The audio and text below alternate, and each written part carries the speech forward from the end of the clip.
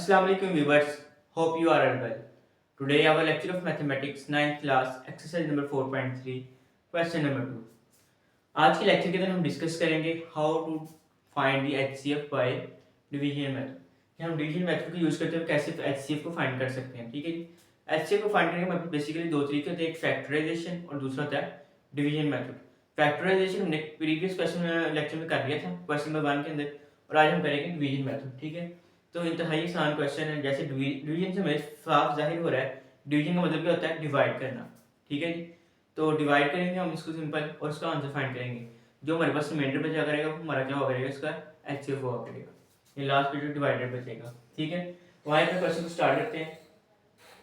Question number 2 में वो कह रहा है find HCF by division method. HCF find करें डिवीजन मेथड के साथ। हमने पहला पार्ट है, उसको पहला क्वेश्चन ये हुआ 27x³ + 9x² - 3x - 10।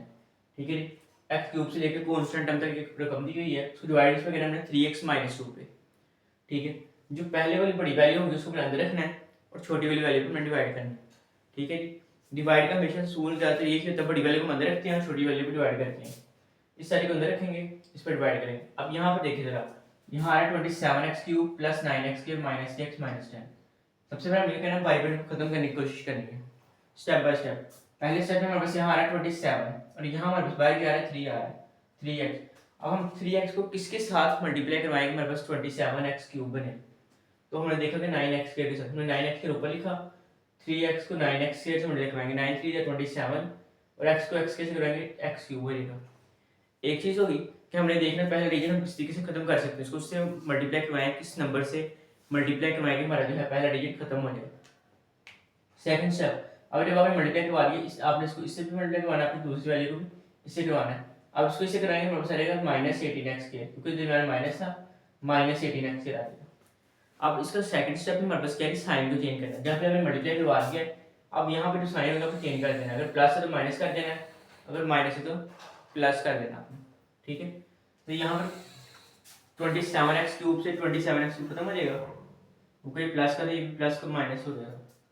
आगे आ जाए +9x² + 18x² plus plus plus हो जाएंगे, 18 में 9x² प्लस करेंगे 27x² आ जाएगा। ठीक है, तो -3x माइनस से वैसे ही आ गया। अब हमने देखा 27x के किस तरीके से खत्म होते हैं, किसको किस डिजिट से मल्टीप्लाई करवाएंगे, बस 27x से खत्म हो जाए। बाहर हमारे पास फिर 3x आ रहा है, 3 को 9 से करवाए 27 बनता है, 7x को x से करवाए 27x। हमने क्या 9x से मल्टीप्लाई करवा दिया +9x से। ठीक है, 3x को +9x से मल्टीप्लाई करेंगे 27x² बन जाएगा, -2 को 9 से करवाएंगे -18x आ जाएगा।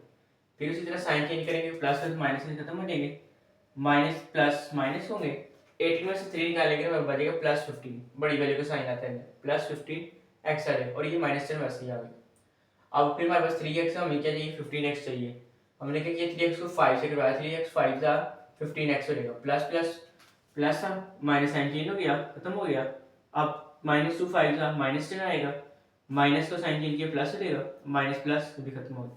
तो रिमाइंडर हमारे पास बच गया 0 बच गया। तो अब हमारा जो एक्सी5 का साइड पे जो हमारा लास्ट डिविजिबल होगा, या जो भी आएगा वो हमारा एक्सीएफ होगा। यहाँ पे एक डिविजिबल आ रहा था, डिवाइडर आ रहा था, तो 3x - 2 तो वही हमारा एक्सीएफ आ जाएगा। क्लियर, मुश्किल नहीं है क्वेश्चन, इंतहाई आसान है। सेकंड पार्ट देखिए इसका जरा, x³ - 9x² + 21x - 9। वैल्यू सारी बड़ी वैल्यू अंदर लिख दी, छोटी वैल्यू को बाहर रखा हमने। ठीक है, उसी तरह हमें देखना पहली वैल्यू हमारे पास किस तरीके से खत्म हो सकती थी। इसको x से मल्टीप्लाई करवाएंगे हम, x के साथ हमें x³ चाहिए, x से मल्टीप्लाई करवा दिया हमने सिंपल x से। ठीक है, x² को x से मल्टीप्लाई कराएंगे, हमारे पास बनेगा x³ प्लस का, -4x को x से कराएंगे, -4x² + 3x। अब प्लस से माइनस हो गया, माइनस से प्लस हो गया, प्लस से माइनस, साइन चेंज हो गएंगे। ठीक है, ब्लैक पॉइंट से लिखा मैंने, साइन चेंज हो गए।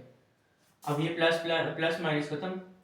अब -9 + 4, हाँ जी, -9 + 4 + 4 -5x के बचेगा, 21 में से -3 निकालेंगे तो +18x और ये -9 आ जाएगा। अब फिर हमें चाहिए -5x के, जैसे हमने कि x क्यूब 5 से मल्टीप्लाई करवाया, हमारे पास आ जाएगा -5x के। अब यहाँ पे हमने माइनस से मल्टीप्लाई क्यों करवाया, क्योंकि हमारे पास ऊपर माइनस आ रहा था। अगर हम यहाँ प्लस से करवा देते साइन चेंज होकर कटिंग नहीं होनी हमारे पास, यानी कि हम इसको करवा देना +5 से, फिर हो जाता +5x के, ऊपर माइनस है नीचे प्लस है। जब यहाँ प्लस होने से माइनस साइन चेंज लाजमी करना है, साइन चेंज नहीं करेंगे क्वेश्चन गलत हो जाएगा। यहाँ साइन चेंज करने से माइनस का, फिर माइनस माइनस वो minus ten x square minus cutting नहीं करनी।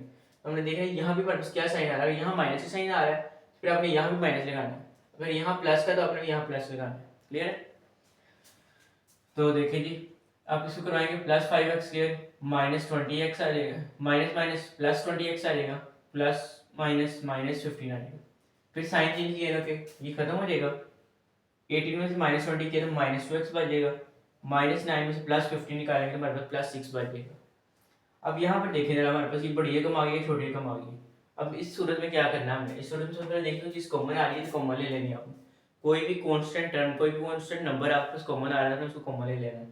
यहाँ पर देखो हमारे पास क्या कॉमन आ रहा है, -2 कॉमन आ रहा है, हमने -2 को कॉमन लिया, बाकी बच गया x-3। अब टेकिंग एंड निगलेक्टिंग कॉमन -2, यानी कि आपके पास जो भी कॉमन आएगा ना कांस्टेंट नंबर, आप उसको यहाँ पर निगलेक्ट कर दें।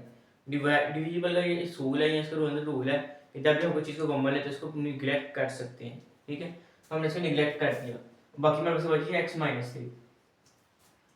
अब x-3, अब इसको जो बड़ी वाली मेरे पास आ रही थी ना साइड डिवाइडर जो था उसको अंदर रखना आपने, और इस छोटे वाले आंसर पे डिवाइड करना है, रिमाइंडर में डिवाइड करना आपने। अब x-3 आ गया और ये छोटी वाली आ गया, हमें देखिए x के चाहिए हमें। अब x को x से मल्टीप्लाई कराएंगे, x के बन जाएगा, -3 को -1 से कराएंगे तो सॉरी -3 को x से कराएंगे तो -3x बन जाएगा, बस यहाँ तक। तो अब देखिए यहाँ पे ये साइन भी चेंज हो गया, प्लस माइनस खत्म, -4x प्लस 3x, -x बच जाएगा, ये +3 वैसे नीचे आ गया। अब हमें ये -x चाहिए, अब यहाँ क्या आ रहा है मतलब +x आ रहा है, इसको हमने किया -1 से मल्टीप्लाई करवाया, -x हो जाएगा, तो माइनस प्लस माइनस, -3 को -1 से करेंगे +3, ये भी खत्म, ये भी खत्म, तो रिमाइंडर में बस क्या आ गया 0।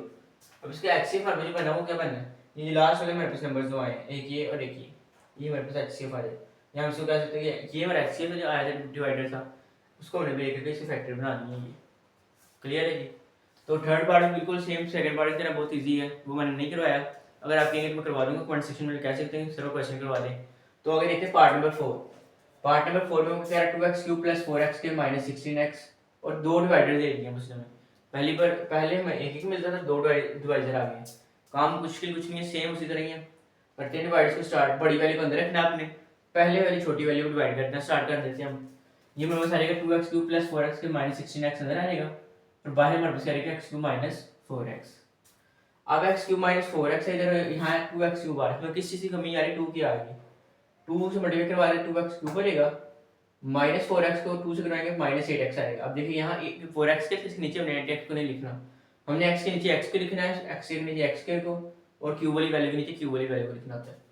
तो ये हमारे पास आ गया। अब यहाँ पे देखिए फिर साइन चेंज हो गए, प्लस और माइनस हो गया, खत्म हो गया, ये +4x के वैसे ही आ गया। अगर ये +4x के नीचे भी लाइन लिखा तो फिर यहाँ साइन चेंज होना है, अदरवाइज का साइन चेंज नहीं करना हमने। ठीक है, तो अब यहाँ पर देख लेना, ये माइनस था प्लस हो जाएगा, -16x + 8x करेंगे हमारे पास आएगा -8x, बड़ी वैल्यू का साइन। ठीक है, अब यहाँ से फिर हमारे पास कोई चीज़ कॉमन आ रही है, कॉमन क्या आ रहा है, 4 आ रहा है, 4 को हमने कॉमन ले लिया, उसी तरह से यहाँ लिखा हो टेकिंग एंड निगलेक्टिंग कॉमन 4, इस तरह यहाँ पे आपको नहीं लिखना, सिर्फ कॉमन लिख दें यहाँ। ठीक है, यानी कि ये सारी इमेज आपने यहाँ भी लिखनी है, -2 की जगह आपने 4 लिखकर उसको निगलेक्ट कर देना, छोड़ दिया हमने। अब यहाँ ऐसा नहीं, क्योंकि हमारे पास ये वैल्यू बड़ी आ रही थी, ये वैल्यू छोटी आ रही थी, तो अब मैंने क्या कहना है, इसको अंदर रखना है और इस पर डिवाइड करना है। अब x³ - 4x को अंदर रखना, तो x² - 2x पे डिवाइड करना है, कमी किस चीज़ की आ रही है, x³ है, इधर x³ है, इधर x² है, तो x³ बनाने का हमने क्या किया, x से मल्टीप्लाई करवा दिया, x² को x से मल्टीप्लाई करेंगे x³ हो जाएगा -4x। ठीक है, सॉरी पहले स्टेप देखना, x² को x से x³ आ गया, अब x के -2x को फिर x से करवाएंगे, -2x आएगा हमारे पास, -2x² आ जाएगा। अब यहाँ 2x वाली वैल्यू नहीं थी है, हमने 2x को लास्ट पे लिख दिया, साइन चेंज किए, ये खत्म हो जाएगा, बाकी जो बच गया +2x² - 4x। ठीक है, अब x² - 2x हमारे पास, हमें क्या चाहिए, 2x² और -4x, हमने x² को करवाया मल्टीप्लाई 2 से, 2x² बन जाएगा, -2x को करवाएंगे -4x बनेगा, साइन चेंज हो गया, ये भी खत्म, ये भी खत्म, फिर रिमाइंडर में बस क्या आ गया, 0 आ गया। अब आप कहेंगे यहाँ पर हमारा तो आंसर आ गया है, तो हमें दो डिवाइडर देने की जरूरत क्या पड़ी थी उसको, हमने ऐसा नहीं करना, हमारा एक का आंसर आया भी, अब हमने दूसरी वाली भी डिवाइडर करना है, जो हमारे पास ये वैल्यू आई है ना, x की एक दूसरे से डिवाइडर दिया, उसको इस वाली वैल्यू में डिवाइड करना है। ठीक है, 3x² - 6x को x² - 2x पे डिवाइड करेंगे हम, ये लेंगे, इसको मैंने ब्लैक से लिखा। अच्छा अब देखें जरा, सिंपल सा, यहाँ पे क्या आ रहा है, हमारे पास 3x² - 6x आ रहा है, हमारा कमी किस चीज़ की आ रही है, 3 की, हमने 3 से मल्टीप्लाई करवा दिया इसको, हमारे पास रहेगा 3x² माइनस 6x। ठीक है जी। अब ये प्लस का साथ माइनस हो जाएगा, साइन चेंज हो जाएंगे, ये खत्म हो गया, ये भी खत्म हो गया, तो रिमाइंडर में बस बच गया 0 बच गया। यहाँ से हमारे पास एचसीएफ क्या रहेगा, x² माइनस 2x, क्योंकि जो हमारे पास लास्ट में बच रहा था। तो अब इन दोनों से कोई चीज़ कॉमन आ रही है, x कॉमन आ रहा था, तो x माइनस 2 हमारे पास आंसर आ जाएगा। अच्छा, इस क्वेश्चन के अंदर लास्ट वाले पार्ट नंबर 4 है, बुक के ऊपर एक मिस्टेक्स आ रही है।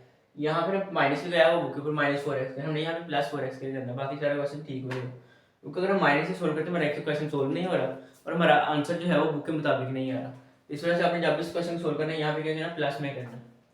अब एक और सवाल आता है हमारे, अगर पेपर के अंदर माइनस में आ रहा था तो हम फिर क्या करें। अगर आप पेपर के अंदर करके आते हैं सोल्व, आपका आंसर नहीं आ रहा सेम ही जैसे भी आप सोल्व करते हैं, मेथड आपका ठीक है, आपने प्लस माइनस की मिस्टेक नहीं की, आपने मल्टीप्लाई डिवाइड की मिस्टेक नहीं की हुई, तो आपको क्वेश्चन एग्जामिनर जो है फुल मार्क्स देने का पाबंद है, तो उसकी चीज़ के फुल मार्क्स मिलेंगे। आपने पेपर की टेंशन नहीं लेनी, अभी के लिए आपको बता दिया पहले कि यहाँ पर माइनस होता है, आपने प्लस लगा देना। ठीक है जी। तो उम्मीद करता हूँ आपको समझ आ गई होगी। अगर चीज़ समझ नहीं है, स्टेप की समझ नहीं है, आप मुझसे पूछ सकते कमेंट सेक्शन में। तो इंशाल्लाह मिलेंगे नेक्स्ट वीडियो में नेक्स्ट क्वेश्चन के साथ। तब तक के लिए मुझे दीजिए इजाज़त। अल्लाह हाफिज़।